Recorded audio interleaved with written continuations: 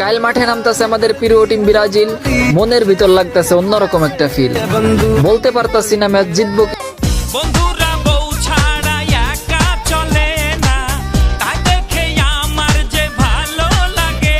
আল্লাহ কোরআনে ওয়াদা দিছে, বান্দা একটা মাস রমজান তুমি যত্ন নিয়া রমজান মাসটা কাটাইবা, সবগুলো